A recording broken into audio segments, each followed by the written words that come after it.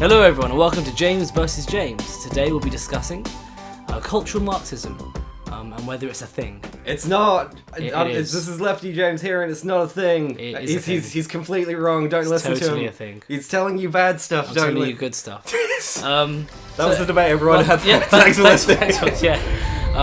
Well, James, I haven't seen you in a while. What have you been up to? I've been to Comic-Con because apart from being a left-wing agitator, I'm also a nerd. I went as Matt Murdock. I was a blind lawyer for a day. That was fun. Nice. Got to walk around with the blind guy stick and just like smash through crowds a bit. That was fun. Not bad. And because that was literally yesterday as we're recording this podcast, I am a very tired person. So if I get more snappy than usual, I will blame it on that. Okay, I'll bear that in mind. No, but it was a really fun time. It was good to get out of the politicals and to just hang out with a bunch of nerds and talk about anime and stuff. And it's good to escape the political mind for a while, isn't it? Yeah, and I also made a tech channel, so check that out, JRD Tech. I've watched it. It's very good. Very technical. Yeah, it's literally just me talking about technology with some chill music playing in the background, and yeah, I try to keep it as relaxed and happy as possible. It was well put together. Yeah, well thank put you. together, yeah. Thank you very much. What have you been up to? I went paintballing. Yes, you show me the scars. Yeah. That looks painful. We did our adventure group. We did capitalist versus communists for this one. Yeah. No, we never didn't. But we did. There was a Viet Cong village map though, which is good. So yeah, I really enjoyed it. It's good fun. It's good fun. Yeah, the Reds hit him good. Yeah, totally. Communism will rise against. Well, I mean, we did call our team the communist team in the end. Great. For jokes, and we did win. So yes, whatever, awesome. You know. Anyways, yeah, let's move on to cultural Marxism. So you've been telling me for quite a while that this is a thing, and I've persistently denied it that it is a thing. Do you mind explaining in your definition what you think cultural Marxism is? If it were a thing, which it isn't. So the way cultural Marxism has been talked about in recent times, it kind of creates this idea that it's a Nazi conspiracy theory. Because it was. Well, let me finish all right, what yeah, I'm sure. But that's actually not what it is. If you look at where the term actually comes from, it comes from the 1970s, where it was first coined, 1972 actually. By a professor of sociology. So that's where it actually comes from. I mean, there was a term, cultural Bolshevism, which Hitler did use. And that was his idea that there's a Jewish kind of banking conspiracy aimed at somehow creating communism, although they're bankers. So it didn't really make much sense. But it wasn't just banking. The idea behind it was that Karl Marx was ancestrally Jewish, so he was basically trying to tie Judaism with communism, and to basically say that communism itself was a Jewish conspiracy, and that Jewish culture, hence the cultural part of cultural Bolshevism, was this idea of trying to intentionally weaken Western culture so that communism would be strong enough to take it over. So it was this way of trying to pitch that Jews were weak, but were trying to weaken Western culture from within, so they were, it fits in with a lot of the Jewish stereotypes of being sneaky, of being evil, and tying it to communism, which was the great evil of the day. So it all filtered in together. And it was quite effective. So that's where the term cultural Bolshevism comes from. Okay, so it's Hitler painting a Jewish conspiracy again. Okay, so the word cultural Marxism, that comes from the 1970s. So a lot of German academics who moved to America, who were part of the Frankfurt School. I mean, the Frankfurt School has been around for a long time, since 1916 or something.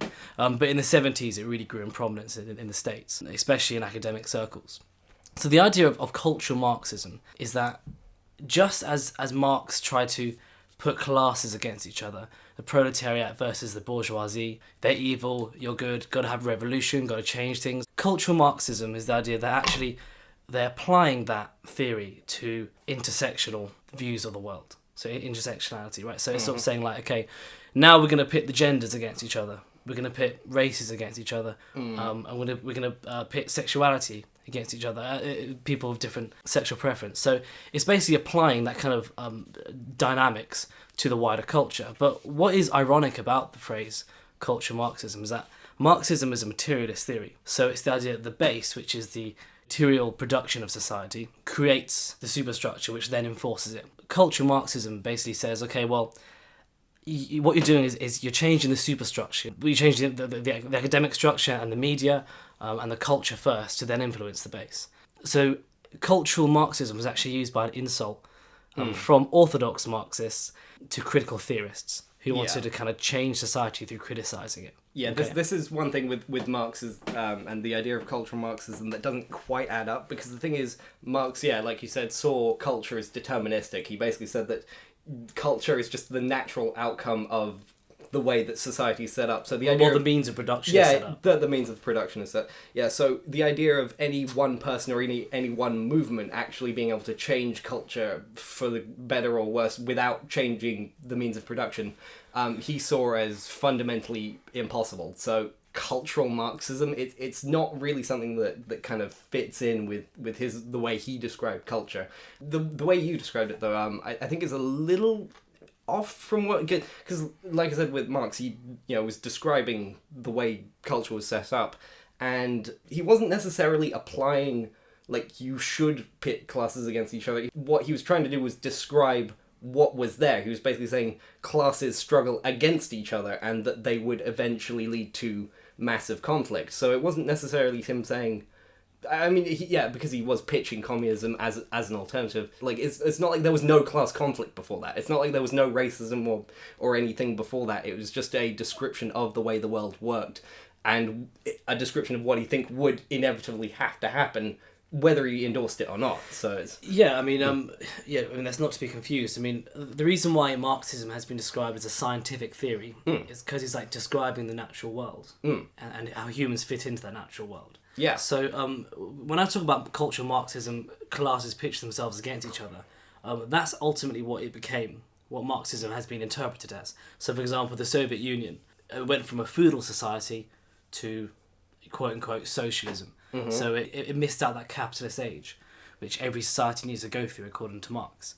So back to cultural Marxism. Mm-hmm. So the idea that you can change society through the superstructure, again, the media, the culture, academia, or music, for example, as well, that has been dismissed by orthodox Marxists. But just like you said in the last episode, feminism is like an all-encompassing kind of tree. And there's lots of different types of feminists, right? Yeah. Marxism is the same thing, right? So there's not just the Bible of Marx, Marx was the initial thinker. Marx got a lot of his ideas from Alex Tocqueville. I'm not pronounced that correctly. He went to America and wrote the book Democracy in America, which talks about the means of production in the States and how that affects its democracy. Yeah. And that's where Marx got his base and superstructure stuff from, which is fairly interesting. You should check it out, readers, if you're interested in this kind of stuff. So when I talk about cultural Marxism now, I'm talking about it in the academic sense.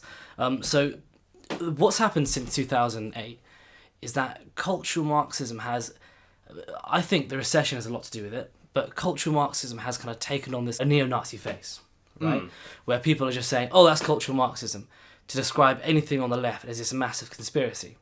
Now, these aren't, the intelligentsia. These aren't people who've actually looked up what this means. Yeah, these are the frogs. These are the frogs. /the Donalds these types, yeah. Exactly. So cultural Marxism now has an ugly face, that phrase. But actually, cultural Marxism, despite its irony and the ideological contradictions, does exist in the sense that academia is generally dominated by left-wing thinking, and that does influence and change the way people think in society. I knew one openly capitalistic or right-wing, if you want to call it that, lecturer, and she was known as the nut of the uni. Right, yeah. So I loved her, of course. But that obviously would affect your career. Going into academia as a right-leaning thinker is harder. Yeah, and it's harder to get positions. Yeah, well, I'm glad you admitted to the frogs using it as just an accusation, because that is, in big cultural terms, that is what it's seen as, and that's why we're discussing it. It's existed, in academic fields for a long time, but in terms of it having a big cultural meaning to where anyone in quote unquote a the real world or in a real job would care about it is because it's gotten this big internet buzzword nature to it.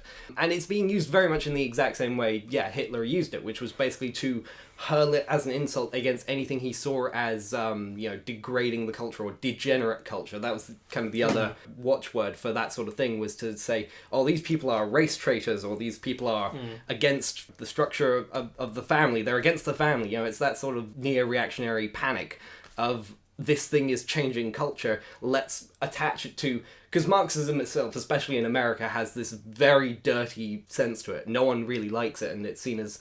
If you can link something to Marxism, it's seen as, oh, then it's clearly wrong, right? So the way it's been used, even if it's incorrect, as you're saying, the end result... we can talk about dictionary definition versus cultural usage, but in terms of cultural usage, it is definitely a conspiracy theory. It goes back to what you were saying about it being used in academia. This question of, can you really call it a thing if it's just a matter of people are left-wing at universities? For cultural Marxism, I think, for it to be a thing, as the episode of this title is referring to, for it to be a thing worth mentioning, it would have to have some intention behind it. It would have to have people who want to push Marxism of some kind into the world. And if it's just, a lot of people at university are left-wing, I don't see that as much of an assessment. I don't think that was very useful. Well, it is, because it's actually favours intersectionality over competence. What it's done is it's created quotas. It's created the need for companies to be diverse over effective. And this all comes from thinking that deviates from capitalism. It comes from thinking that comes from the academic circles who promoted this kind of, as I say, quote-unquote, cultural Marxist philosophy, which applies the class struggle between identity struggles, and have applied it to the general society. And so now companies are penalised for not having enough women, although they're kind of stuck because not enough women apply for those fields. Like stem cell research, there's a necessity for it to be 50% in a lot of the medical companies in the States. That's silly. Things like this, it does have an effect and it does matter. To really answer your question, though, well, again, yes. I mean, the intelligentsia of the universities are left-leaning, and they do penalise people for having right-leaning views. They discourage it within the university. I was actually too scared to come out as a conservative at uni. It's something which I really regret, and I wish I could go back and change that. I mean, I was still working out what I really thought back then. I was kind of deviating either way, but I felt that you really couldn't be open about your political beliefs at uni because the professors were so strongly left-wing. They didn't encourage an open forum. And this is why, if you're talking about American values or Western values, cultural Marxism, in the sense that I'm talking about it, in the academic sense, is anti-Western values, in the sense that it wants to pit people against each other. It doesn't want an open debate. And they discourage free speech over ideology. And that's the issue I have with it, mostly. Right. Well, I mean, going back to your point of putting people against each other, I don't really care for the way that's describing the situation, because, like I said, similar to how Marx was kind of just describing the way the world was, if you want to say that, that's how people view culture as well, I'd say it's fairly similar. It's not Marxist to acknowledge that racism exists. It's not Marxism to acknowledge that gender discrimination and misogyny exists in the world. And feminists who point it out and say, we should try to prevent this, we should try to promote equality, that is Western values. We want people to have equal opportunity and to feel safe and not feel like they are some underclass. It should just be as open door as we can get. Obviously, that doesn't mean we should advantage them above the people who, white men got in without being discriminated against. That doesn't mean that women should be put above them, but they should be as able to get in as men. In terms of quotas, I don't necessarily agree with them. I think that they are a ham-fisted way of getting to it, but I can at least understand the idea behind them of saying, okay, look, we know through many studies and psychological analyses that when CVs are sent to bosses with the exact same qualifications on them, but they've got a female name or a male name, the man is usually picked.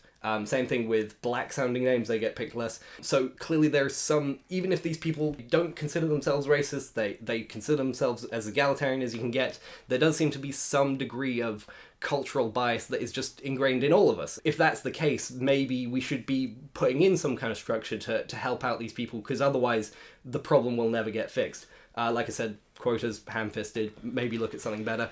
But one of the reasons for those things as a good thing, supposedly, for a company, when you have a diverse group of employees, you get a diverse viewpoint. You know, if you just hire white guys who have similar life experience and who are from the same area, then they may end up just putting out the same bad ideas. Whereas if you have a diversity of life experience, you can maybe get something better out of that. You can debate that, but I'm just saying that there is other reasons besides just let's help out the poor women. I wouldn't necessarily call those Marxist, you know? It's just trying to improve situations. Well, I think we both established that the idea of cultural Marxism isn't Marxist in its root ideology, but it holds those kind of strains of Marxism which kind of permeate through it, which is the struggle aspect of it, and the overcoming a dominant force aspect of it. To reply to what you said earlier on in your comment there, you say we want equality of opportunity, but people aren't looking at equality of opportunity now. They're looking at equality of outcome. They're interested in how many women or people from diverse races are in certain companies and universities. They're looking at diversity of outcome, which isn't really aligned to how the real world works. Another problem with it is that it actually creates more resentment amongst people. It says, okay, well, you know, you got in for affirmative action or certain quotas, etc., etc. I know you're not advocating quotas, but based on that idea of making it happen, rather than your competence or your worthiness to be here, not passing the same kind of test that another person who didn't get those extra bump ups got. That creates more resentment amongst people, and actually creates resentment amongst people. I would agree. Yeah, that sounds about right. That's why I think it's ham-fisted. It ends up creating more of a hostile environment, even if it achieves the goal. Yeah, it doesn't create a friendly environment. Well, yeah, well, exactly, and we both agree. I quite like the Rawlsian perspective, where we want equality of opportunity. But even if we get equality of opportunity, it's still not going to be equality of opportunity because people have distinct talents, don't they? And distinct intelligences, which put them ahead of other people. So even if you get equality of opportunity, you're never going to get anything near equality of outcome. And all this is measured by equality of outcome. So this is my main issue. It goes around in circles, and it creates conflict within society, which I think is not really needed. I think that is the term cultural Marxism has grown since the recession. You get a lot of angry alt-right white guys sitting in their rooms. Yeah. That is negative. But from a purely academic sense, it totally exists. It's totally permeating the culture. And it is, I'm not going to say an enemy of capitalism in the West, but it certainly doesn't support the structures and institutions which built the West and make the West what it is, which is the fairest society which has ever really existed. Yeah, with hiring practices, I mean, we could do a whole episode on that in itself. I mean, personally, just as a short note on it, the way I've heard that I think is best is basically to reduce the identifiers on an interview process. So basically make it so instead of having to hire more women, basically just changing the practices where CVs have to be sent in without a name or age, and basically totally agree. So they entirely have to focus on the actual life experience, work history, the stuff that's not gendered, basically. And maybe have the interview process over phone, so it can't be where they have to see them, so that they're not basing it on looks or age or anything like that. And then unless looks are a part of the job, you know, because it's important, isn't it? To be presentable, isn't it? Yeah. Oh, sure. To wear a suit and but that jobs. I'd say that's more like after the fact sort of thing. You know, if they sound right, if they do the job right, you know, say it's like it's a phone job or it's a job where they're an accountant, you know, just hire them based on their skills, their voice, they sound right, they come correct. And if they screw up on the first couple of days where they're just they look like shit, it's rare. I wouldn't expect that to happen, but yeah, then fire them. But you know, it's but you know, just basically reducing the number of factors that could bias a person. Maybe not the phone thing, but yeah, definitely the CV thing of just reducing the identifying factors would definitely, I think, help that out much more than quotas, because those do tend to create resentment. But in terms of the calling it cultural Marxism and using it as an academic term, I still don't think that's very effective, because it's similar to the quotas thing. It just creates resentment, where it's this idea that's criticizing Western culture and saying, hey, there's some aspects of misogyny here, there's racism here. I don't think those are bad things to call. We should be calling those out. We should be aiming for, equality of opportunity. Now, in terms of the equality of outcome thing, I think that is something that a lot of feminists and people need to just accept, that we aren't going to get direct 50-50 across the board everywhere, and like the wage gap thing, some things are just going to be a bit more complicated than just a direct number comparison. But in terms of the aim of it, the desire to say we can make this better, I don't see why that needs to be called cultural Marxism or seen as this sort of boogeyman, this sort of thing. And in terms of the left-wing thing in academia, I don't know. I mean, how would you even fix that, other than the sort of what you would describe as culturally Marxist principles of forcing them to hire certain types of people? It's shaken up that way, that academia is fairly left-wing. Now, this is maybe the pretentious part of me, but I would say that some of that, not all, is down to a lot of left-wing policies spring from intellectual thinking, I would say. But the fact is, the end result is, academia is left-wing. So without quotas, as you said, how do you think that should be fixed? Or, is it something that you think needs to be fixed? Well, the reason why left-wing thinking comes from a lot of intellectuals, right? Is because it's a theory of rebellion, and it's new. It's only been around for a couple of hundred years.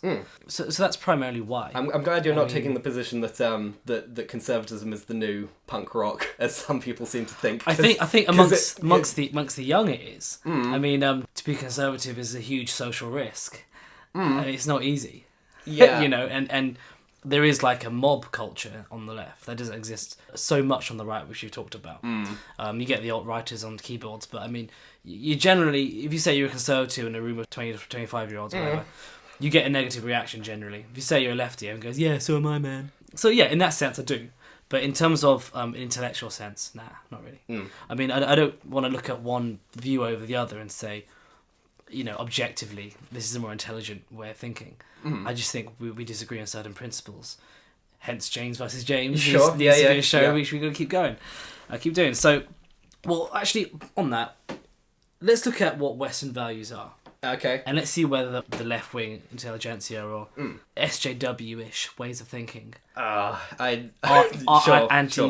antipathetic to... Sure, I just really hate saying SJW out loud feels super weird to me. It does. Like, because people type it out all the time. I don't think they ever say it like in the real world, because they would realise how weird and silly it sounds. It sounds really stupid, but you know what I'm saying. Yeah, I know.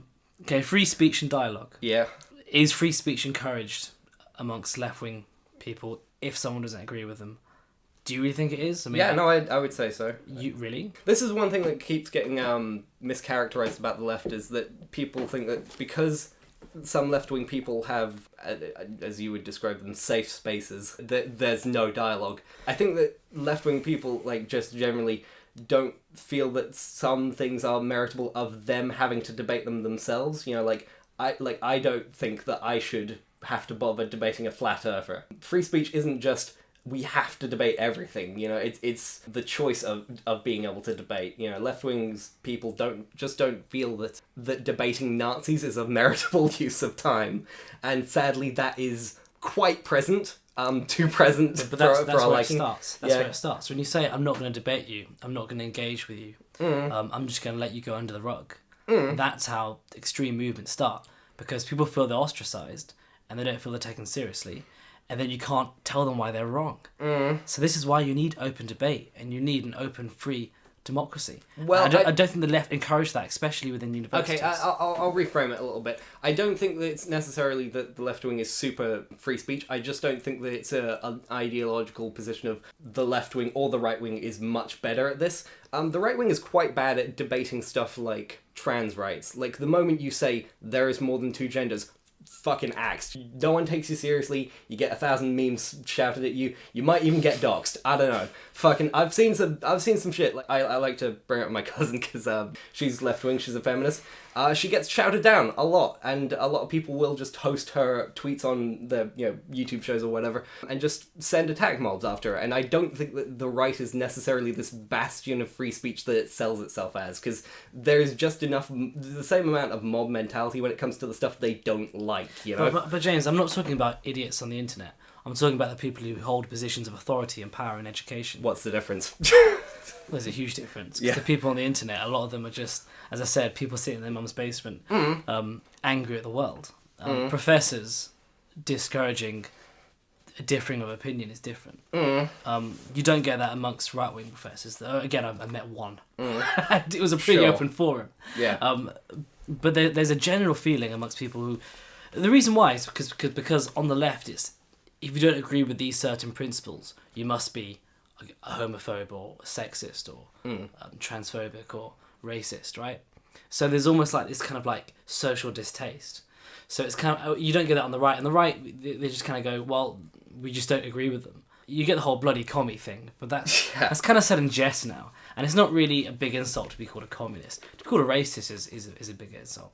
So it's almost kind of like this social dominance that kind of discourages freedom of speech and freedom of exchange of ideas, really. Right. You're sort of right there, but I will at least defend it a little bit as you pointed out that, if you say these sort of things, you get called a homophobe or a racist.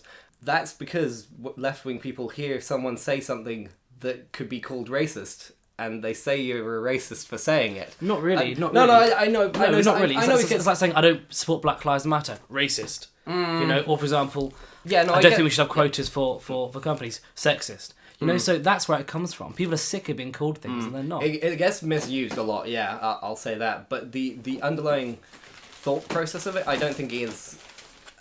I don't think it's as anti-free speech as you're pitching it, because...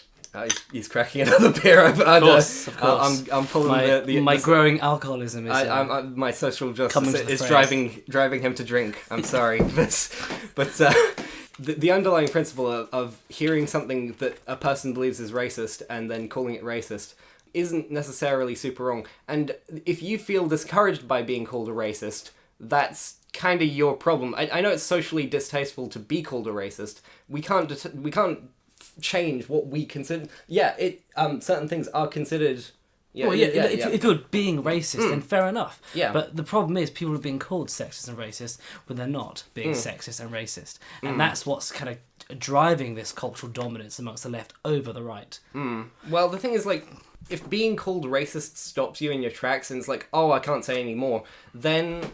It's a fallacy, isn't it? It's ad hoc. It's basically, it was a straw man argument, but it's also it's a way of shutting down the other person and stopping the debate there and then. Yeah, like I said, it gets unfairly. Like I said, it gets misused. But the fact is, some things are racist and sexist. And I'll call someone a racist if they say something racist, right? But I think the left are misusing it at such a degree now that it's firstly losing its meaning, but also it's actually shutting down the discussion. But within your point there, you do admit that there is a certain point at which someone has said something racist where they need to be called out for being a racist. You call them a racist, and a lot of neo-Nazis online are saying literally very racist things. Someone calls them a racist, and they're using your rhetoric of saying, "Oh, you're just calling me a racist to shut down the debate. You're not debating the facts." And the thing is, if you have a point at which you can call someone a racist and reasonably say that person's racist, like that they are persona non grata, if you have that available in the toolkit, then yeah, there's gonna be this vague that doesn't band. work either. That doesn't work either. Racism comes from ignorance, right? So the way to heal that is to educate. Okay, that's the way to stop that, right? Sure. So if someone says something racist, I say, "Look, Bob, you are being racist because," and then I explain to them why what they said was racist. Sure. Right? Now they're better educated, you know, on why what they're saying was wrong, right? So to say you're a racist, shut them down. Well, they're going to continue walking around in their racist ways.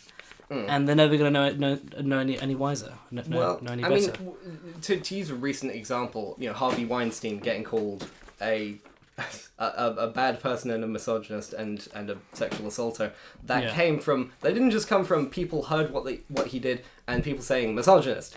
There were entire think pieces pointing out exactly what he'd been doing for years. You're acting like people... Well, obviously, Harvey Weinstein's an extreme example of someone who was a sexist. No, I know, but misogynist. But I'm talking about the everyday man who's trying to have a debate about something, and the word sexist or racist is thrown around. And that's why there's a cultural hegemony through the language. And that is why cultural Marxism is a thing because it's taken over the superstructure. The superstructure is not only media, politics, academia, but it's also the language, the way people speak, and that has been largely quite successful.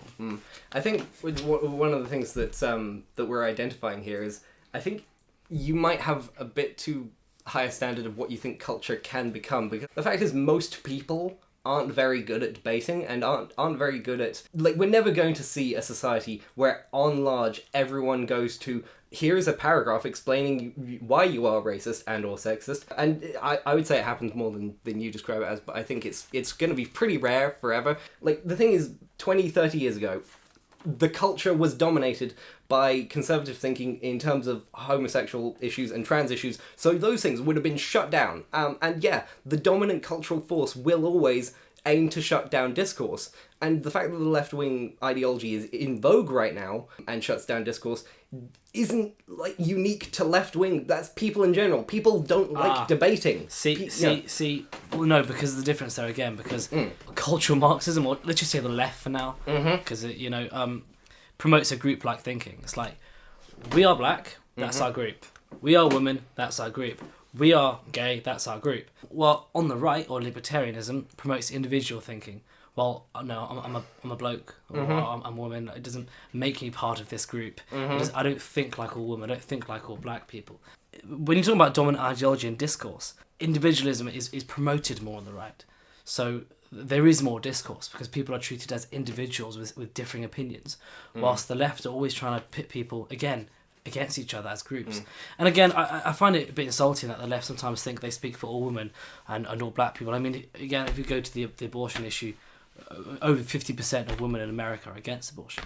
So it's not really that simple. And I think the left are simplifying things, or I say the left, but you know what I'm saying? Like that kind of dominant kind of ideology simplifies people into certain groups. Well, I think you're doing the same thing of what I was saying, of just like, you think that groupthink is an entirely left-wing thing. In terms of the people like Richard Spencer, they very much want to have groupthink around being white and around being men. You know, but he's a Nazi, and Nazism isn't libertarianism or right-wing thinking, as you both said earlier. Well, in an earlier episode, Nazism is fascism. It's got all the toxic elements of socialism and the toxic elements of conservatism there. The alt-right aren't right-wing in the sense that they that they believe in freedom of the individual, etc., etc. Alt-right are group thinkers, and they think of white people. Yeah, but it's white straight people. I mean, the thing is, like I was saying, they're two different poles, and you're trying to equate authoritarianism with being left. There is authoritarian left, there is authoritarian right, and you say you're culturally conservative, or at least on issues like feminism and abortion and stuff, and those guys would say they're culturally conservative, and it's so they're on your end of the spectrum, but they are on the authoritarian side, not the libertarian side. There is libertarian left. There, of course there is, but they're not in control.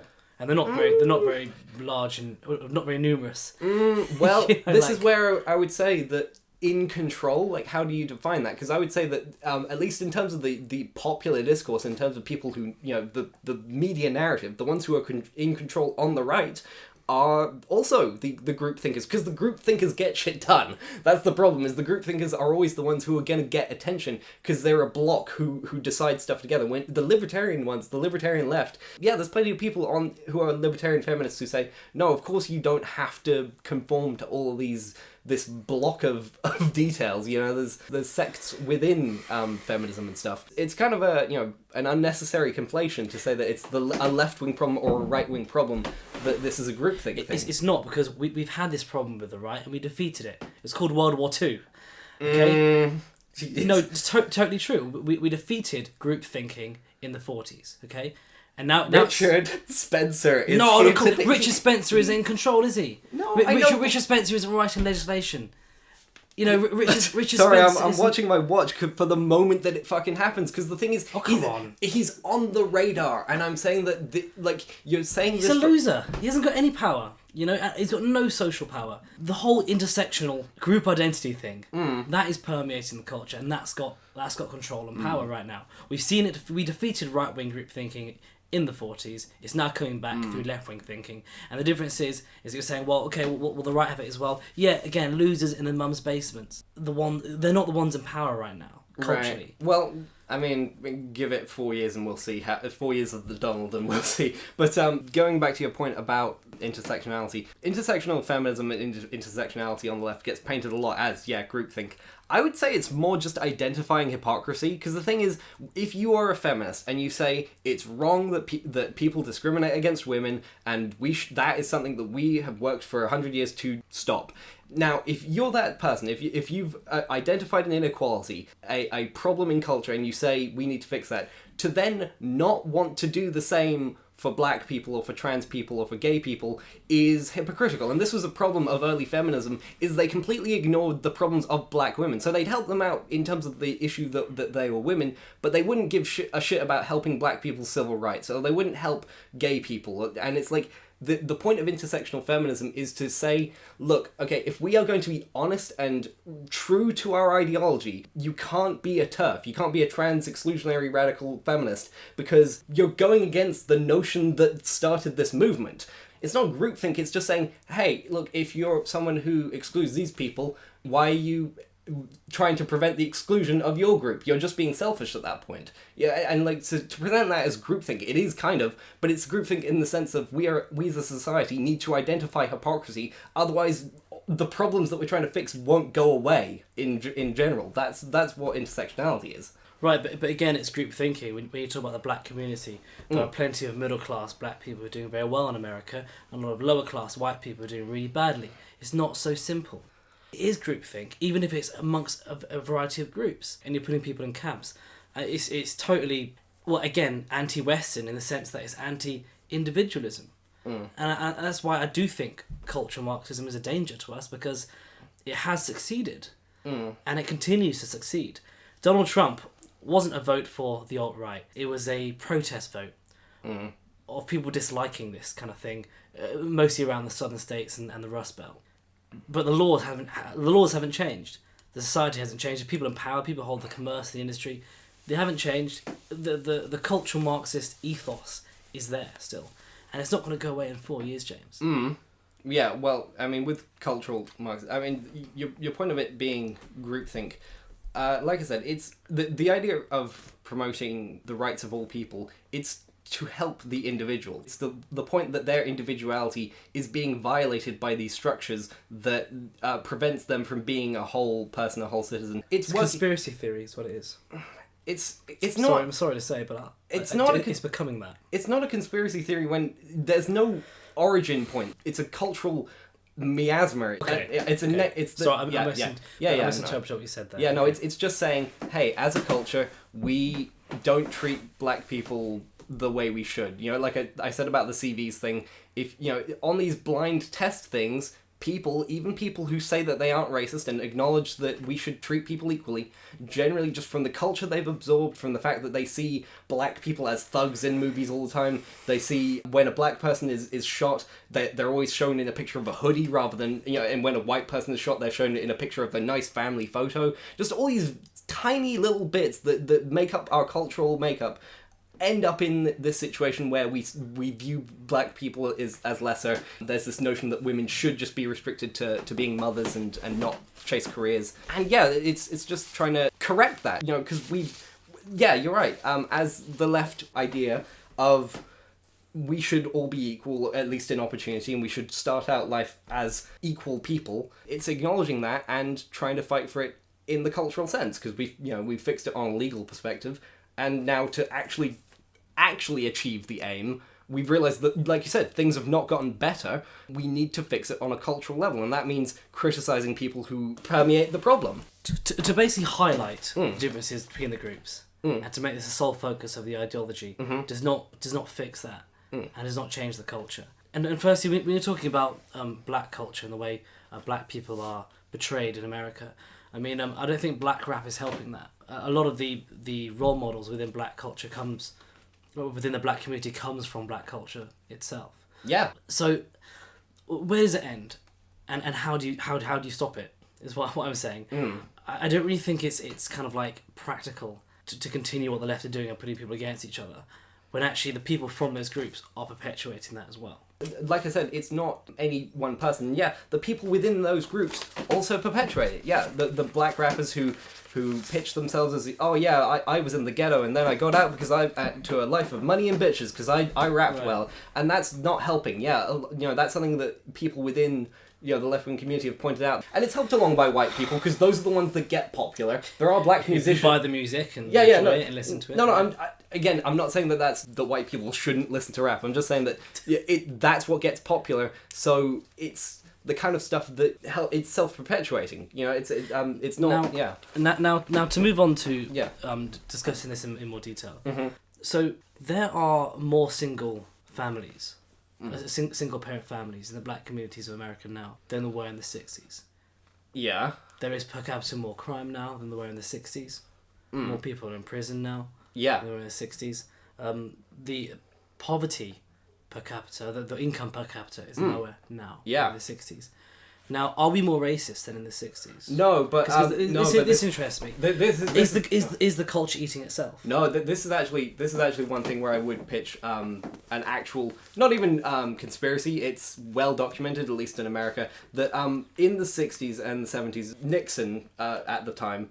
And his aides have literally confirmed this. This is documented as well as happening. The reason he started the drug war was he realized that black people were starting to vote heavily for the Democrats, and to suppress the black vote and the hippie vote, it was noted that marijuana and cocaine were heavily used in the black community and Mexican community. So he realized he couldn't criminalize being black, but he could criminalize the things that they did. So once those things were criminalized, and it was fairly known, police would go after blacks the amount of stops of black people compared to white people is, the stop and frisk thing was stopped in New York because it was clearly shown to be racially biased. That's just how cops acted, at least then and now. But basically, it tore the black family apart because now loads and loads of black men were being imprisoned, and thousands of them, millions even, were put into prisons, and then they'd come out and criminal elements heavily infected the black community, and the family has been, the black family has been torn apart by this massive, and then there's the problem of redlining,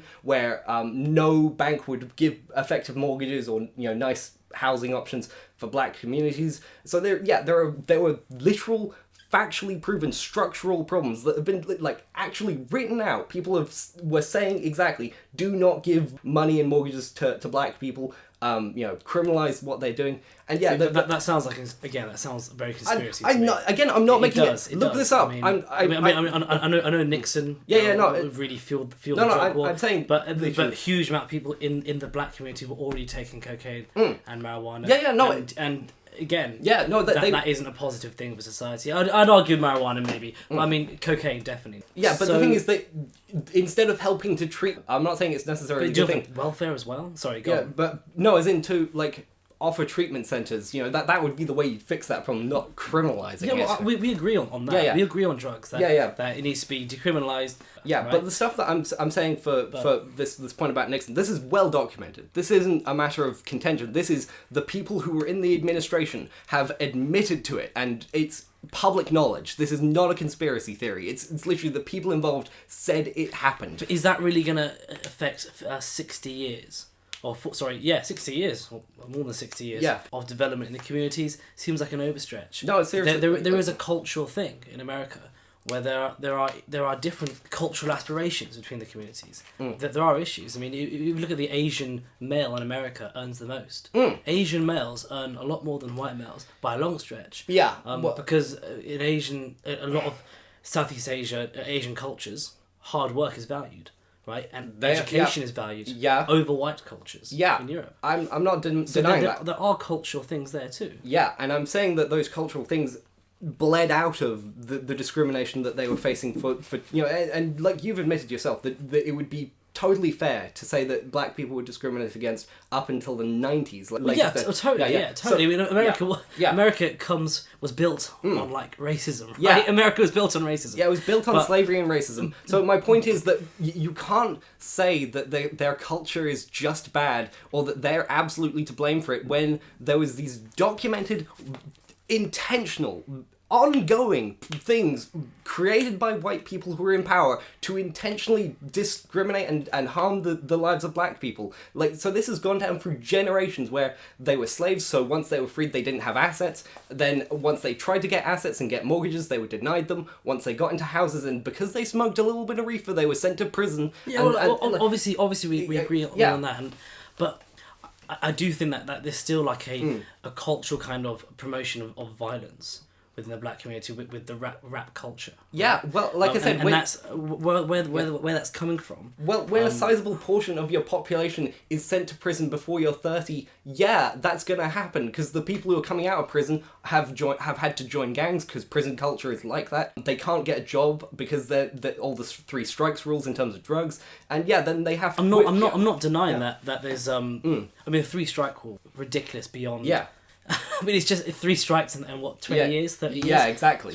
That's ridiculous. But to say there's some sort of systematic white dominance that's going on now, I don't really think that's applicable anymore. I think there are the culture's been so tainted on all sides. Like I said, the structures were put in place, and they're still there. The drug war is still going on. So even the people administering it, like, obviously Obama did not want to lock up thousands of black guys. But he continued to do it. Obama did jack shit to change that. Yeah, no, I mean, at the end, because he didn't have to get re-elected, he felt okay to just pardon non-violent drug offenders, which was very good of him. Not systematic. It's not great. Change. It's not great, but getting that stuff pushed through a Congress that is very much still on the drug war good, tough on crime, that kind of stuff, practically impossible in the climate, even though over 50% of Americans want stuff to change. But that's another thing. In terms of the culture, wanting to be this, as you would put it, Marxist or egalitarian, it doesn't mean much if, there's all this screaming, there's all this desire for change, but the structures which were put in, by white people who were intentionally discriminating against women and black people and all these other groups,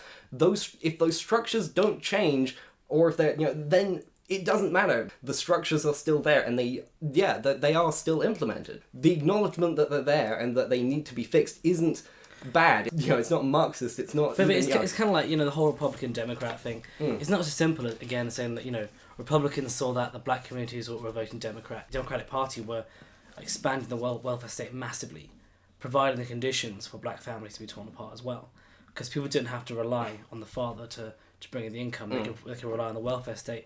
We see this in white communities in Europe. It happened to black communities too. So the Democrats have also capitalised on this. I don't think it's so one-sided. What you said about Nixon, I'll look that up. But in terms of, it seems like the left-wing approach didn't help either. I think putting people on welfare, that does rip apart the family. Yeah, that is well documented. Welfare does not do well for families. Well, I would. It takes away dependency on the adults. Yeah, no, that's a more. Hey, if the only thing keeping a family together is economic dependency, that's a bad situation. I'm not saying that's a good thing, but I'm saying that's the reality of how the world works. In marriage, as you said, has been an economic contract for years. I'm not saying the motivations for the Democrats were also pure. Lyndon B. Johnson did say privately, I'll have black people voting Democrat for 200 years for this. Like, he was doing this, to gain black votes. I'm not saying that it was necessarily done out of the goodness of his heart to help all those black people, but that's not the point. The point is the structures that were put in to deliberately hurt them were put in to deliberately hurt them. That's documented stuff. The stuff of welfare, that gets to a bigger disagreement. Welfare, that wasn't a racially discriminatory thing. That was just, we should help people who are disadvantaged because they vote intense. Yeah, this is one reason. But ideologically, I'd say it was because to help them, because leaving them there without that, they're not going to get out of it. But it's not important. It's a separate thing. Going back to the cultural Marxist thing, like I said, to acknowledge these structures exist, to want to take them down, to be feminist and intersectional, even to be groupthink.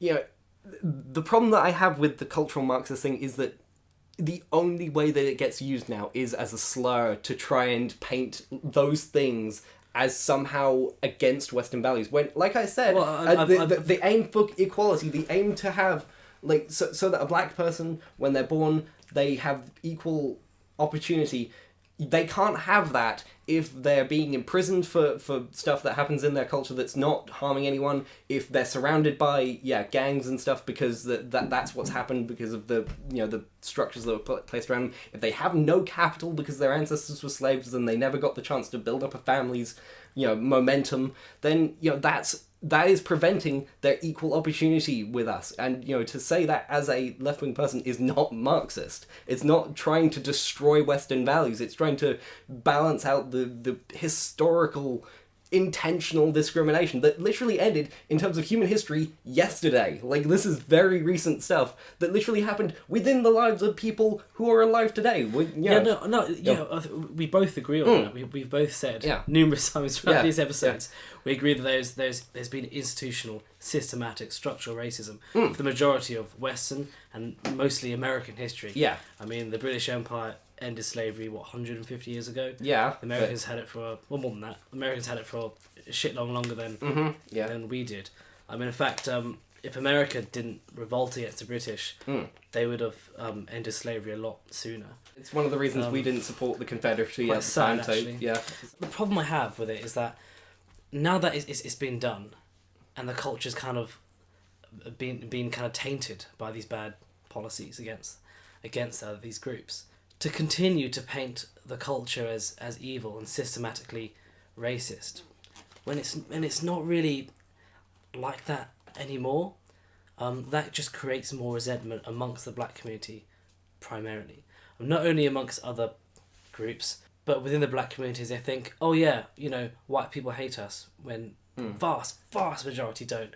White people won't hire us because we're black, when the vast majority will hire them.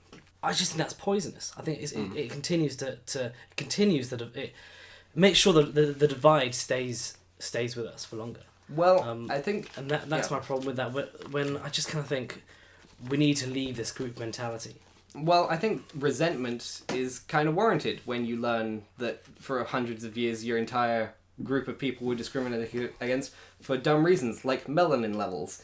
And, it's kind of hard to not have emotional reactions to that when if a person is living in a bad situation and they know that it was like if they were born into it and they know that it's predominantly caused by a structure they have no control over. Now, it's not great. It's not like I said, I don't want the resentment there. And when it comes to black people saying, oh, all white people are racist and evil, fuck them, that's not good or helpful. That's not what we want. But that, to try and help their situations where they have been unfairly born into systems that were completely out of their control and bad.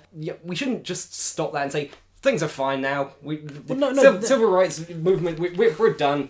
Clean it up, guys, it's done. Go home. Clean up what I'm saying. Well, I agree with you on certain policies like the CV stuff and funding for university, funding for education. I've always been big on funding for education for everyone. Good, because it just makes sense, doesn't it? It doesn't matter, what skin you have, what colour you are, everyone gets funding. I think that's important, but I just think that it continues, that poison stays for longer. I think the left are continuing this by saying you're hated by this group of people when you're not anymore. Well, like I said, it's there in unconscious segments. The culture is still kind of fed into it. Everyone has some degrees of unconscious bias, some more than others, but I don't think that anyone is completely absent of racial thinking to some degree or another.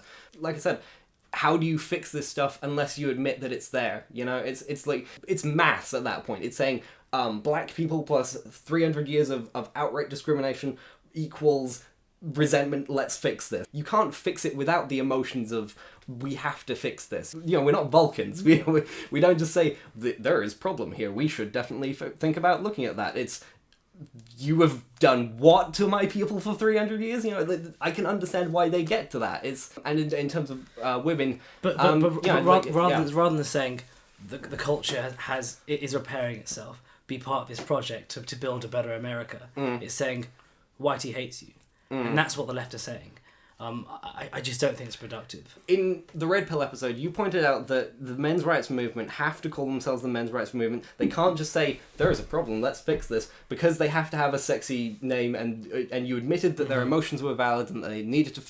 they were going to be like that because, of course, they've had all these problems and they need to fix it. Yet, why do you not offer that same acknowledgement to black people and women who have the same thing of, okay, we are angry, we're resentful, we've had these problems, and we're not going to think of the optics here, we have to have this big, clear identity of what we're trying to aim for. It's the exact same thing. You're lumping two groups that have got nothing to do with each other. But same principle, right? Not really, because women do have generally the same opportunities as men now. No, but it's not about... Statistically. It's not about what's mathematically there, it's you kind of minimise the anger and the mob mentality of the men's rights movement. You said that, they yell at women online and... Yeah, but I'm not saying that's the right thing to do. I'm just saying... No, I know, but you're saying that was a natural outgrowth of what they've suffered, and you've acknowledged, at least for black people, that they have suffered. So you have to admit, to some degree, that the resentment is just a natural outgrowth and that they should be entitled to that. Right, but on your side, you shouldn't encourage that. Say, yeah, be angry. Protest, riot, let's do it, let's, fuck the system. That's not what you should be saying. You should be saying, yes, I understand, we're trying to fix this, and we are fixing this, and things are getting better. To then rile people up even more, make them even more angry. You're continuing to poison the system and create more divide between us. No one's saying riot. That's not a good... No, like...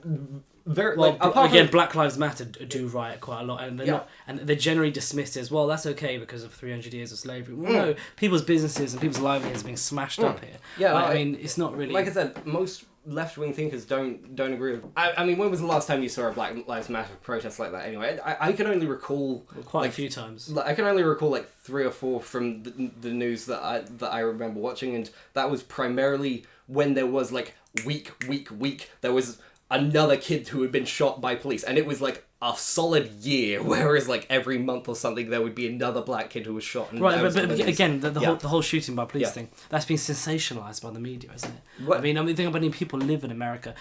Black people get killed by more black people in America every day than white cops shoot This is getting into a... Statistically, it's not actually what the media are painting it, and again, they're riling people up. They want people to be angry. They want to divide people. They want riots because they make money from it. It's sensationalizing the news. Yeah, I mean that's a whole other debate in itself. It was sensational and people reacted emotionally because you can't blame the black people for emotionally reacting to what they were fed, and what they were fed was, your kids are dying, cops are killing your kids, they hate you. And that side of it, that wasn't even like a left-wing thing, that was just... all the media were doing it. Fox News especially were doing it. Yeah. Because they want people to be divided too. Yeah. Fox News aren't like an innocent agent. Thank you for admitting that. It's on the right too. I don't represent the right-wing nuts in America. It's... But this thing of it's intentionally trying to divide people... left-wing academia, like you said, you were trying to point to right-wing academia as being separate from the nut jobs on the ground, and that's fair. The left-wing academia is not saying riot. Left-wing academia is saying there is a problem here. This is where it was caused from. This is the history. These are the texts you should read. Make of that what you will. We would say you should probably fix that. That's kind of hypocritical. We have Western values. We're supposed to have equal opportunity, but because of this history, that is not what you have. And when people, they're going to want to change that. Now, when they persistently don't have that, I'm not saying it's good that they riot, but I can kind of get where that ends up being like that. I think we both agree that we can understand where emotions come from. And of course, if people of my background were discriminated for over 300 years, then obviously you can understand that anger. But I just think the way that the intersectionals are kind of approaching this, I do think it's destructive. I don't think it's actually good for creating a good society, nation, or culture. I mean, that's just what I'm saying. And I think that now that it's been so ingrained in certain communities, now that there is higher black crime in other communities, because of the policies we've talked about, because of the systematic structural racism, to then say, well, that's all this is because of the racism that's happening today, that isn't fixing the problem, because no matter how much we change, no matter how much effort we put into making this better, to say, well, that structural racism still exists to a huge extent, to a large extent. Again, I just don't know whether it's the right way to approach this. Right. Well, I mean, we've gone over the hour, so on a closing statement side, no, I don't think that the left should be promoting just anger and just hatred against anyone who says something taboo. I think that's unproductive. Riots aren't really productive. It shows that there's flair behind the academia or the dry side of the left. But it's functionally speaking, guys, don't do it. Just kicking in a Starbucks window isn't going to tell people that racism is bad. I don't think that that's helping anything.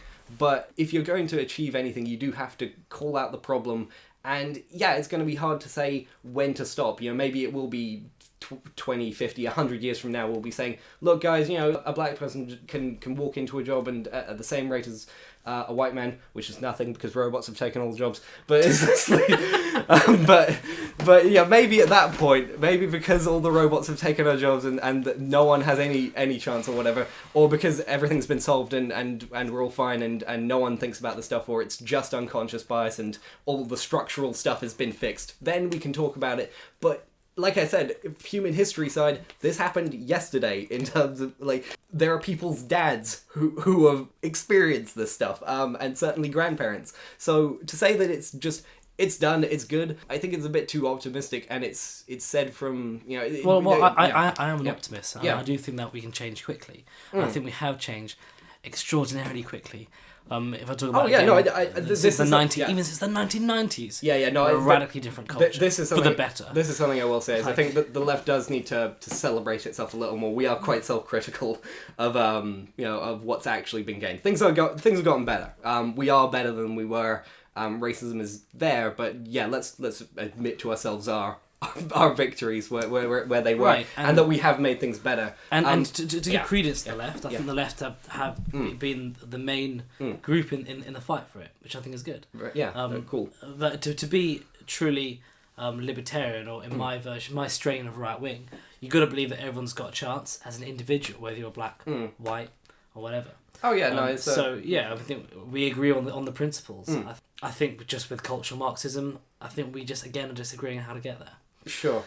Well, like I said, I'm a bit of an optimist too. I like me some Star Trek. I like me some optimistic future utopias. And of course, we're never going to get perfect at it. There's always going to be some, just from how odds and chance work. It's never going to be perfect, especially when putting stuff like work quotas creates, it's physics. Any action causes an equal and opposite reaction. You're going to have that problem where it's going to seesaw a bit. I'm a little worried that Trump is the seesaw of progress, that stuff is going to go back in some places, not necessarily from him, but some people in his movement that are more competent than him.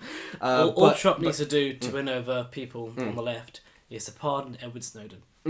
That's all he needs to do. Well, and then people come out in favour of him. Well, that's one political thing. Well, it might win over. I'm not a fan of this term, but it might win over the Bernie Bros. But not so much the intersectional feminist side. But trying to change culture is a bitch. It's hard to do. There's always going to be reactions, and I just hope that we can be a bit more like Star Trek. Even Star Trek's sad now. Star Trek Discovery is very cynical. I love that show, but everyone's sad about stuff. I want us to be a bit more happy about it.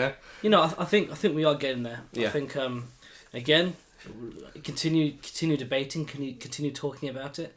And we will reach that conclusion. Yeah, hopefully. At least if we have more debates like this anyway, and less shouting. So end on a handshake as always. Great, it's been good. Thanks for listening, guys. Check us out on Patreon and Twitter, the James v James Pod, and we'll see you in the next one, which is going to be constitutional reform and the best kind of democracies, I believe. Yeah, that. Tune in for next week. Yes. Okay, thanks, guys.